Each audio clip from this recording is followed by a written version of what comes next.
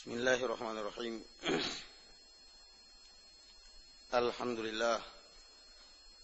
Alhamdulillahi hamdan katsiran thayyiban mubarakan fi. Wa sallallahu ala nabiyyina Muhammad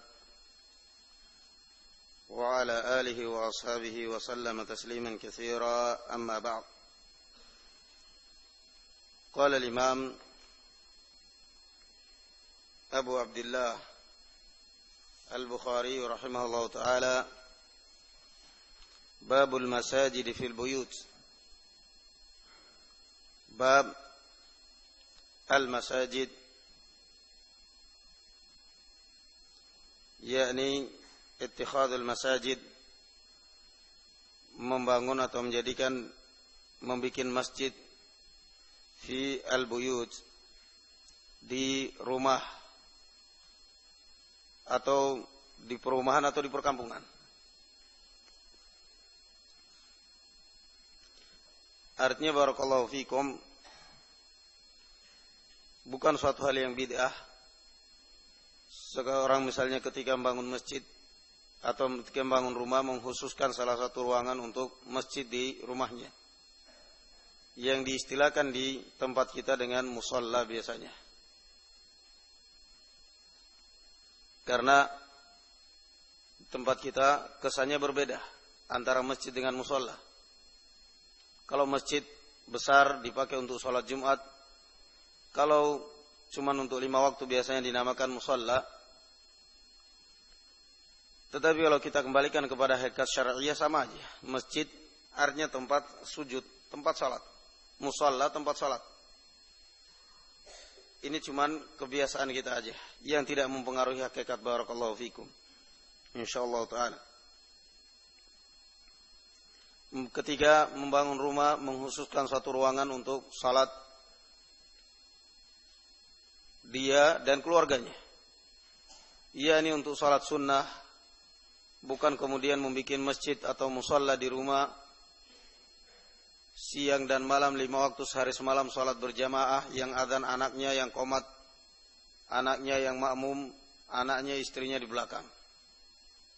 Ketika diingatkan, kenapa kamu gak datang salat jamaah? Tiap hari saya salat jamaah. Di mana? Di rumah. Ini salah. Qala wa shalla al-Bara' ibn Azib fi masjidihi fi darihi jamaah.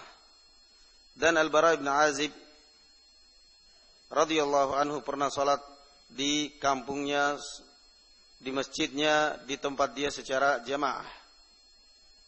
Artinya boleh aja. Terkadang musalla atau masjid yang di rumah dipakai untuk berjamaah seperti yang kemarin kita jelaskan. Sewaktu-waktu jamaah salat sunnah, atau sewaktu-waktu ada uzur jamaah di masjid karena mungkin hujan atau karena mungkin ada ancaman keamanan, sehingga dia pun sholat di rumah atau di musalla yang ada di kampungnya atau di rumahnya secara berjamaah. Sah aja sholatnya. Demikian juga sholatnya orang yang munfarid, orang yang sendirian di rumah, yang sahih tetap sah sholatnya, hanya saja ketinggalan atau dia meninggalkan pahala yang besar. قال حدثنا سعيد بن عفير قال حدثنا الليث قال حدثني عقيل عن ابن شهاب قال أخبرني محمود بن الربيع الأنصاري أن إتبان بن مالك ابن مالك. Kalau sebelumnya diriwayatkan oleh Imam Al-Bukhari secara ringkas, sekarang diriwayatkan secara lengkap. Bahwasanya Itban ibn Malik wa huwa min ashabi Rasulillah sallallahu alaihi wasallam, dan beliau adalah salah seorang sahabat Rasulullah sallallahu alaihi wasallam, mimman syahida badran minal ansar, dan beliau termasuk pasukan yang ikut dalam perang Badr dari kalangan kaum Ansar, mempunyai keutamaan dan kelebihan tersendiri sahabat yang ikut perang Badr, sehingga rata-rata disebutkan ketika mereka meriwayatkan hadis, mereka menyebutkan mimman syahida badran, sahabat yang punya keutamaan tersendiri barakallahu fikum, mereka mengikuti perang Badr. annahu ata Rasulullah sallallahu alaihi wasallam, bahwasanya dia datang kepada Rasulullah sallallahu alaihi wasallam. Faqala ya Rasulullah, dia pun mengatakan ya Rasulullah, qad ankartu basari wa ana usalli liqaumi. Qad ankartu basari secara bahasa yakni saya telah mengingkari pemandangan saya, penglihatan saya. Artinya barakallahu fikum merasakan pemandangannya, penglihatannya sudah mulai lemah. Sehingga dia pun mengatakan angkartu basari. Merasakan ada sesuatu yang tidak biasa, sesuatu yang mungkar. Barakallahu fikum, kita lihat sesuatu yang mungkar karena di luar dari yang biasa. Dia mulai merasakan pandangannya mulai lemah, penglihatannya pun mulai lemah, sementara dia mengatakan wa ana usolli liqaumi, sementara saya ini adalah imam kaumku, salat sebagai imam. Fa idza kanatil amtaru salal wadi alladhi baini wa bainahum lam astati an atiya masjidahum fa usalli bihim. Dan di saat turun hujan, salal wadi, padang pasir atau lembah yang menghalangi saya dengan kaum saya selalu banjir dengan air, dan saya enggak bisa untuk datang ke masjid mereka. Udzur ketika turun hujan, barakallahu fikum, udzur untuk seorang diperbolehkan seorang salat di rumah. Yang seperti ini dimanfaatkan. Wa wadittu ya Rasulullah annaka ta'tini fatusalli fi baiti fa'attakhiduhu musallan. Dan saya ingin ya Rasulullah agar engkau datang ke rumahku dan engkau salat di rumahku, agar saya menjadikan tempat khusus untuk salat. Mengundang Rasulullah untuk datang ke rumahnya agar Rasulullah salat di situ dan dijadikan sebagai musalla. Qala faqala Rasulullah sallallahu alaihi wasallam sa'af'alu insyaallah. Kata Rasulullah, saya akan lakukan insyaallah. Rahmatnya Rasulullah terhadap kaumnya. Qala Itban faghada Rasulullah sallallahu alaihi wasallam wa Abu Bakr hina irtafa'a an-nahar. Fasta'dana Rasulullah sallallahu alaihi wasallam fa'adhintu lah. Maka di pagi hari Rasulullah sallallahu alaihi wasallam berangkat bersama Abu Bakar. Tatkala matahari sudah mulai tinggi, beliau pun minta izin dan saya izinkan, kata Itban ibn Malik. Falam yajlis, dan beliau ketika masuk rumah tidak mau duduk, hatta dakhala al-bait, thumma qala aina tuhibbu an usalli min baitik. Masuk rumah, beliau belum duduk, langsung tanya kepada sahibul bait, mana tempat yang engkau inginkan agar saya salat di tempat tersebut. Qala fa asyartu lahu ila nahiyatin minal bait. Kata Itban ibn Malik, maka aku pun mengisyaratkan kepada Rasulullah kepada salah satu ruangan di rumah kami. Tabarruk. Faqama Rasulullah sallallahu alaihi wasallam fakabbara. Maka Rasulullah pun berdiri dan takbir. Faqumna fasafafna fasalla rak'ataini thumma sallam.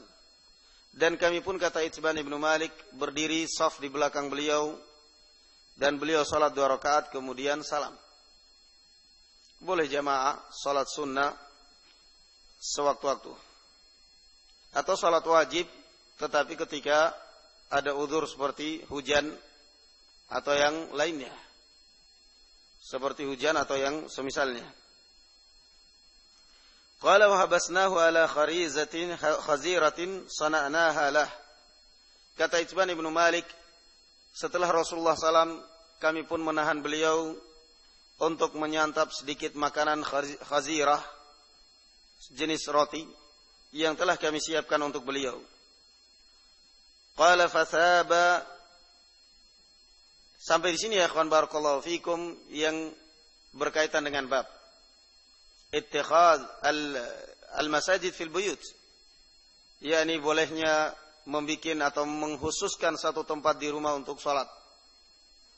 Naam, karena sebagian orang menganggap bahwa ini adalah muhdats, ada yang mengatakan bahwa ini adalah bid'ah, ada yang mengatakan bahwa perkara yang seperti ini tidak sepantasnya, karena Rasulullah sallallahu alaihi wasallam mengatakan waju'ilat liyal arda masjidan wa tahura. Dijadikan bumi sebagai alat untuk bersuci dan tempat salat. Tetapi setelah kita melihat dan membaca hadis Itban ibnu Malik ini, jelas bahwa tidak ada masalah mengkhususkan tempat di rumah untuk salat seperti yang kemarin kita jelaskan juga, misalnya apalagi kita di tempat barakallahu fikum karyawan, di tempat mungkin perusahaan yang kita punya karyawan banyak, sementara masjid jauh untuk mereka bisa menunaikan salat 5 waktu. Tidak ada masalah kita bikinkan tempat khusus dan kita niatkan barakallahu fikum untuk musalla 5 waktu sehari semalam. Naam, artinya musalla umum. Qala fathaba fil baiti rijalun min ahli ad-dar dzawu adadin fajtama'u. Kata Itban ibnu Malik, begitu mendengar para tetangga mendengar bahwa Rasulullah ada di rumah, mereka pun berkerumun datang ke rumah dan berkumpul di rumah Itban ibnu Malik. Faqala qailun minhum, tiba-tiba ada yang bertanya di antara jamaah yang berkumpul tadi ini, aina Malik ibn Duhayshin atau ibnu Dukhshun. Mereka setelah berkumpul ada salah satu yang enggak hadir, Malik ibnu Dukhshum atau Duhayshin. Akhirnya mereka pun curiga dan nanya, mana Malik ibnu Dukhshun? Faqala ba'dhum, ada yang menjawab, dzaka munafikun la yuhibbullaha wa rasulah. Ada yang mengatakan bahwa dia ini adalah munafik, orang yang tidak mencintai Allah dan Rasulnya. Su'udzan tentunya. Su'udzan. Bisa jadi ada uzur. Barangkali dia enggak dapat kabar kalau ada Rasulullah di rumah, Itban ibnu Malik. Atau barangkali dia dapat kabar cuman mempunyai kesibukan yang tidak mungkin ditunda waktu pun, atau berbagai macam kemungkinan barakallahu fikum. Tetapi demikianlah terkadang yang namanya fitnah. Begitu cepat. Mana Malik bin Dukhshum? Salah satu ada yang rocot, ada yang jawab orang itu munafik, enggak mencintai Allah dan Rasulnya. Masa ada Rasul datang enggak hadir? Tetapi karena memang Rasulullah sallallahu alaihi wasallam demikian rahmah terhadap umatnya, enggak mau beliau membuka pintu fitnah terhadap siapapun. Beliau berusaha untuk merahmati dan membendung fitnah dari segala arah, sehingga beliau mengatakan, faqala Rasulullah sallallahu alaihi wasallam, la taqul dzalik, ala tarahu qad qala la ilaha illallah yuridu bidzalika wajha Allah. Kata Rasulullah, jangan kau menuduh dia munafik, jangan kau mengatakan seperti itu. Enggak tahu masalahnya, enggak tahu latar belakangnya. Bukankah engkau melihat atau engkau tahu bahwa dia mengatakan la ilaha illallah dan dia mencari wajah Allah dengan ucapan ini? Qala Allahu wa rasuluhu a'lam fa inna nara wajhahu wa nasihatahu ilal munafiqin. Orang ini menjawab, Allah dan Rasulnya yang lebih tahu. Saya hanya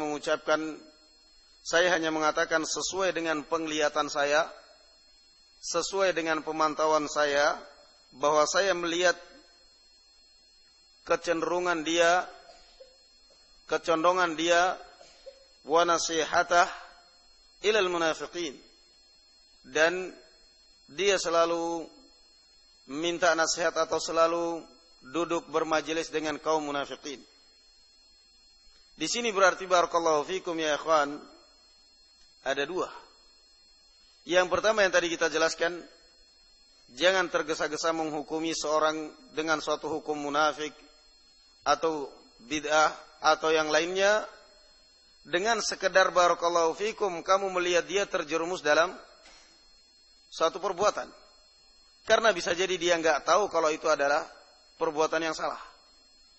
Yang kedua karena dia enggak, barangkali barakallahu fikum kamu hanya sekedar melihat pas kebetulan dia lewat di situ atau pas kebetulan barakallahu fikum berpapasan atau pas kebetulan barakallahu fikum ngobrol ada yang perkara yang sangat penting.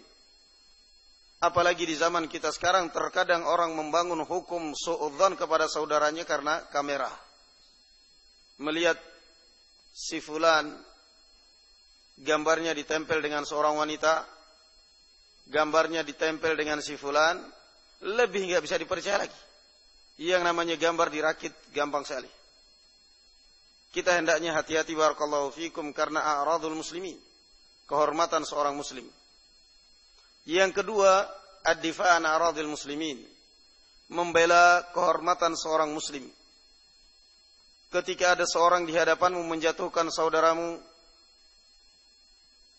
menggunjingkan dan menggibai saudaramu, kamu jangan secepat mungkin percaya barakallahu fikum. Dan ini pengalaman. Dan ini pengalaman barakallahu fikum besar yang kita ambil selama perjalanan dari awal menuntut ilmu, dan juga saya ingin menularkan dan ingin barakallahu fikum memberikan pengalaman ini kepada antum semua dan para pendengar siapa saja. Naam. Ketika kita berjalan, yang saya bisa hitung boleh dikata 3 orang mungkin. 3 dari guru saya yang semuanya guru besar di pesantren, entah di Indonesia maupun di Yaman, itu sangat berpengaruh dengan orang yang duluan mendekatinya. Majmu'ah kumpulan orang seperti ini banyak barakallahu fikum ya ikhwan. Yang namanya pondok pesantren yang santrinya ratusan orang, puluhan orang, ribuan orang. Seorang mudir, seorang ustadz, mesti dia barakallahu fikum membutuhkan orang kepercayaan. Saya ingin meluarkan pengalaman yang seperti ini, membutuhkan orang kepercayaan. Dan maklum yang namanya orang kepercayaan tentunya ada yang diadukan tentang saudaranya. Si fulan begini, si fulan begini, si fulan begini. Saya melihat kapan, seperti yang tadi saya ceritakan, ada 3 guru yang seperti ini tadi. Kapan ada yang duluan dekat, itu yang dipercaya udah. Yang tidak dekat, ya wailak, ya wailak. Kamu masuk mau mengadukan apa saja, mental semuanya. Gak bakal dengar. Karena sudah ada info dari yang akrab, yang dekat bahwa orang ini begini dan begitu. Ini tidak benar. Ini barakallahu fikum artinya bukan lagi membela kepentingan agama, tetapi kepentingan pribadi. Naam. Kadang-kadang ustaz, syekh, orang ini begini, begitu. Begitu. Ya, udah nanti. Awas, panggil orang itu. Kenapa kamu begini dan begitu? Saya katakan bahwa ini adalah pengalaman, karena memang dari 3 orang guru yang saya katakan tadi ini selalu saya yang jadi sasaran empuk. Sebenarnya bukan masalah saya yang bikin masalah, tetapi secara refleks, secara otomatis barakallahu fikum, beberapa santri, beberapa ikhwan percaya gitu aja. Percaya kalau ada apa-apa, kalau ada dipanggil, saya enggak mau urusan, biar orang lain aja yang urusan. Fa na'am barakallahu fikum, ini khatar kalau masalah seperti ini. Setiap ada yang ngadu kemudian misal kita percaya begitu aja dan kita masukkan di hati, kemudian kita jadikan barometer untuk menilai orang ini ada apa-apa karena ada pengaduan, tidak bisa. Tidak bisa barakallahu fikum. Naam. Oleh karena itu kadang-kadang saya sendiri afwan. Kadang ada yang mengadu orang ini begitu begini, saya kadang dingin aja. Oh gitu, insyaallah. Gitu, insyaallah, gitu aja. Tapi nggak ada reaksi. Karena intinya barakallahu fikum, kita ini manusia ya akhi. Kita melihat kenyataan ada apa enggak. Kalau memang nggak ada kenyataan, barangkali ada masalah pribadi. Barangkali ada masalah persaingan yang memang terkadang barakallahu fikum yang namanya antar santri. Yang namanya antar santri barakallahu fikum masing-masing bersaing, memanfaatkan kapan dia sudah merasa mempunyai kedudukan dekat dengan gurunya, dekat dengan ustadznya, dilibas orang yang kira-kira bisa menyainginya. Ini yang kenyataan pahit yang kita saksikan barakallahu fikum, sehingga jangan gampang terpengaruh ketika ada masukan, ketika ada pengaduan tentang seseorang, dan secara khusus barakallahu fikum seorang muslim. Kenyataan pahit tadi ini. Pokoknya kalau udah dekat, percaya dengan seorang, tidak bisa bergeser. Kita kadang berusaha memberikan masukan. Ustaz, ya Syekh, orang ini begini. Saya cuma mengingatkan aja. Saya kenal dia dari dulu begini. Hasad. Malah kita yang dituduh hasad. Padahal kan keliru. Mestinya ketika dia memasukkan dan kita memasukkan barakallahu fikum, apa yang wajib? Yang wajib barakallahu fikum adalah dia menghakimi. Dia menghakimi, melihat dari kedua belah pihak ini, kira-kira mana yang benar. Dilihat dari akhlaknya dua orang ini. Dari akhlak dua orang ini orang kelihatannya akhlaknya memang hasad. Ini orang akhlaknya kelihatannya memang ikhlas, baik. Dan yang kedua semestinya dia nanya, bagaimana yang kamu ketahui tentang fulan? Yang saya ketahui fulan ya Ustaz atau ya Syekh, orang ini pernah khianat. Orang ini pendengki. Sudah satu poin. Bagaimana yang kamu ketahui fulan? Yang saya ketahui fulan baik. Tanya lagi, setelah itu sudah. Nas'alullah an yastur, itu aja. Kalau memang tidak perlu barakallahu fikum dibesarkan permasalahannya, ketika dia mengadu lagi dinasihati. Udah, enggak usah banyak bicara.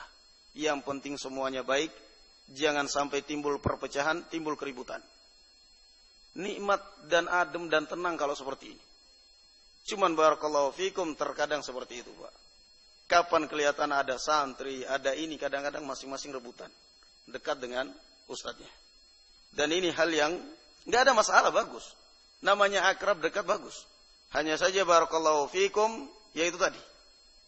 Yang kadang-kadang memanfaatkan kedudukan kalau sudah dekat, terus menggembosi dan melobi. Dan memang kenyataannya barakallahu fikum pada akhirnya rusak. Pada akhirnya barakallahu fikum rusak. Dan akhirnya dia sendiri yang membuat perpecahan di tengah para santrinya. Naam. Hadis ini Rasulullah SAW membela. Ketika ada yang mengadukan di hadapannya bahwa fulan munafik, Rasulullah mengatakan, jangan kamu mengatakan seperti itu. Dia orang yang baik yang mengucapkan la ilaha illallah. Hanya saja yang ketiga, yang menuduh tadi ini dia pun tidak disalahkan oleh Rasulullah. Ya Rasulullah, saya hanya mengatakan secara zahir dia duduknya dengan munafikin. Rasulullah enggak menyalahkan. Artinya bahwa ini adalah salah satu celah celah bahwa orang ini memang ada suatu, hanya saja enggak mau membesar-besarkan permasalahan, menutupinya. Qala Rasulullah sallallahu alaihi wasallam, fa inna Allah qad harrama 'ala an-nari man qala la ilaha illallah yabtaghi bidzalika wajha Allah. Qala Ibnu Syihab, thumma sa'altu Al-Husain bin Muhammad Al-Ansari wa huwa ahadu Bani Salim wa huwa min saratihim an hadits Mahmud bin Rabi' fasaddaqahu bidzalik. Kata Rasulullah, Allah mengharamkan atas neraka orang yang mengucapkan la ilaha illallah dalam rangka mencari wajah Allah Subhanahu wa taala. Nas'alullah azza wa jalla an yusliha ahwalana wa an yamunna alaina bil afiyah. Wa sallallahu ala nabiyyina Muhammad wa ala ali Muhammad. Wa subhanakallahumma bihamdika la ilaha illa anta astaghfiruka wa atubu ilaik. Wassalamu alaikum warahmatullahi wabarakatuh. Alhamdulillahirabbil alamin.